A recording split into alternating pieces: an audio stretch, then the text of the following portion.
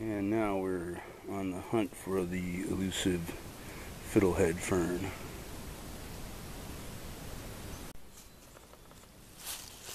So, after a couple days of looking, I've finally located some.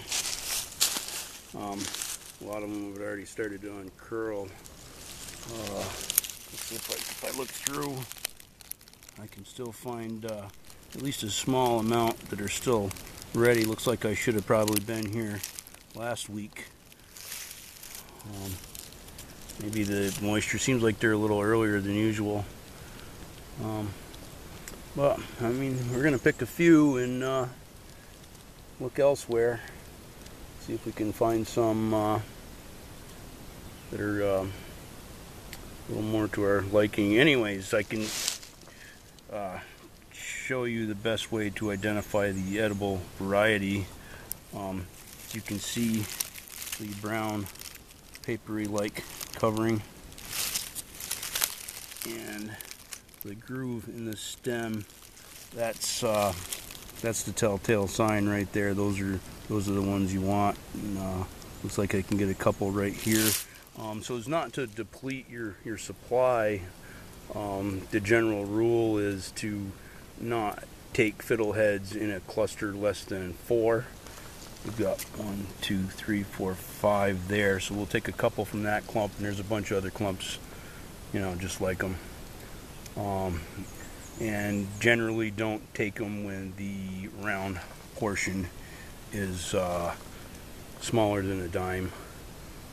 You know, what we'll do is we'll cut them off, you know, about right here. You know, if I can't get enough for a meal for a couple people out of this batch, and there's quite a few. I don't know if you can see them, but anyways, you know, we'll go to a new spot and find some more.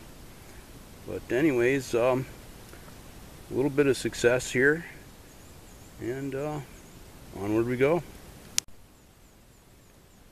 Yeah, even if I hadn't found anything, boy, I'll tell you, it's just a gorgeous day to be out here. Look at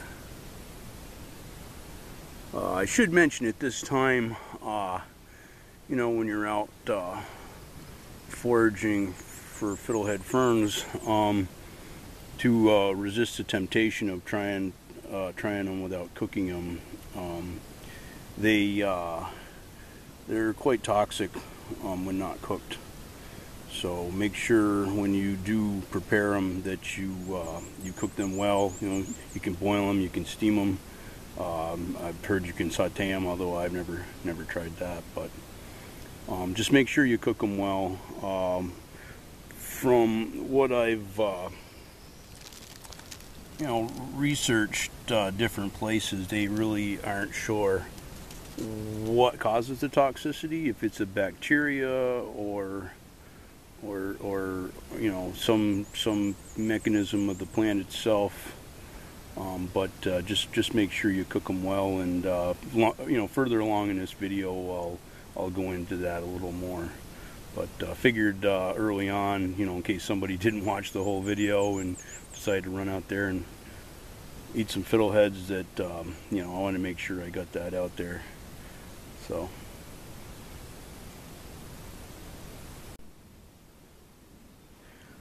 all right, a couple 100 yards down the trail, and gold mine. Got the mother lode right here, so I'm gonna get picking.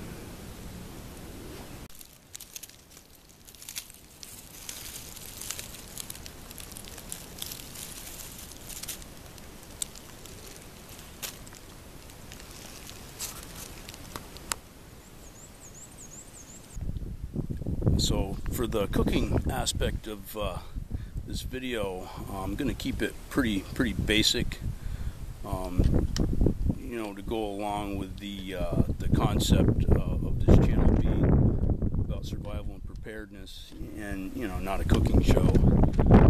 So what I'm going to do with my fiddleheads is steam / boil them over an open fire, so as to somewhat replicate cooking them in the field. Which brings another topic up, and that's your bug out bag or your kit. A small stainless steel cooking pot is really essential for that. So when you're setting your bag up, if you haven't already, that's something you definitely want to have. Fiddleheads being a prime example of a wild food you can forage in a survival situation that requires cooking in order to be edible. So got to have a cooking pot. Anyways, onward to cooking our fiddleheads.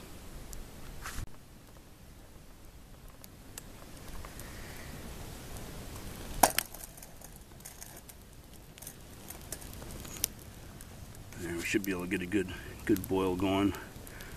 So we're going to give them probably around 10 minutes once they start boiling.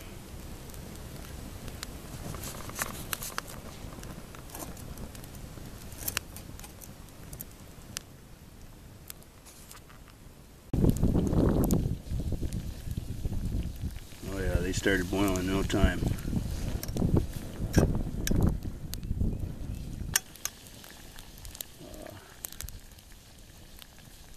Been between the wind and the fact it's been pretty constantly raining,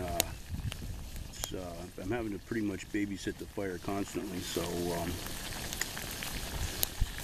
not much time for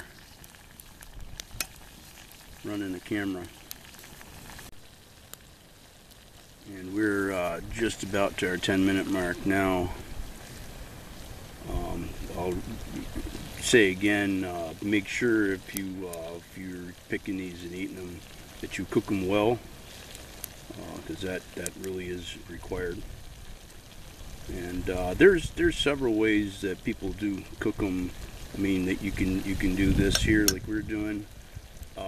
People saute fiddleheads, but you can put them in stir fry. I would really strongly suggest parboiling them first, just to make sure they are well done. If you do that, an old friend of mine who's picked these for years just recently said that what he likes to do is batter them and deep fry them. And, I mean, honestly, that sounds delicious.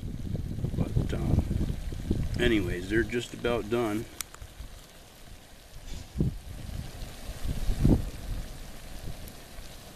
And we're going to see what we got.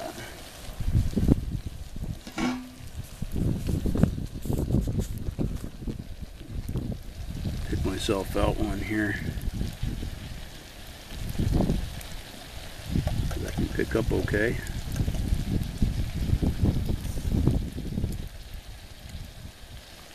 And I'm going to let that bad boy cool off for a minute.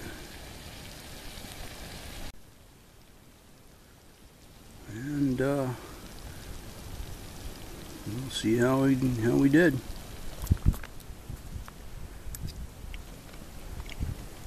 Not bad.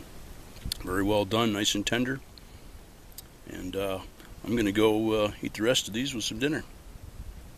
Fiddlehead Ferns.